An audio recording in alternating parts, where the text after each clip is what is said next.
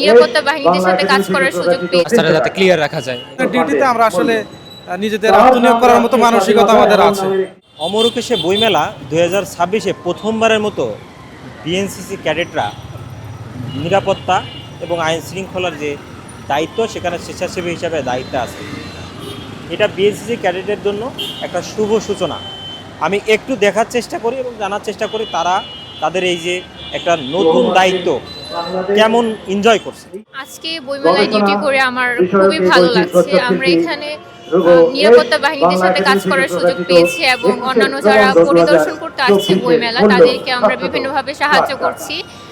সব মিলিয়ে আমার খুবই ভালো লাগছে আজকের বইমেলাটা।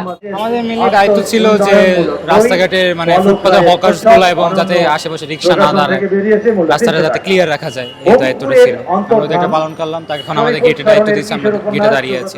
আমাদের এই সার্বিক পরিস্থিতিতে আমরা শৃঙ্খলার দায়িত্বে আছি, এখানে ভালো রকমের একটা ভূমিকা রাখতে পারতেছি। এজন্য আমরা আসলে খুব উৎফুল্ল এবং এ ধরনের ডিউটিতে আমরা আসলে নিজেদের আত্মনিয়োগ করার মতো মানসিকতা আমাদের আছে এবং এগুলোর ক্ষেত্রে আমরা আসলে যতটুকু পরিশ্রম দরকার আমরা ইনশাআল্লাহ পাবো।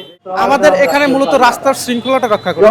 এখানে কোনো ধরনের বিশৃঙ্খলা দেখা যায় যে বিভিন্ন ধরনের রিক্সা আসতেছে, বিভিন্ন মানুষ আসতেছে, তাদেরকে বুঝায় শুনে আমাদের এখান থেকে তাদেরকে সুশৃঙ্খলভাবে এই জায়গাটা ম্যানেজ করতে হবে। আমাদের এখানে অসংখ্য প্লাটুন আছে, এক এক দিন শিডিউল বেসড আছে, এক এক দিন এক এক প্লাটুন দায়িত্বে থাকে।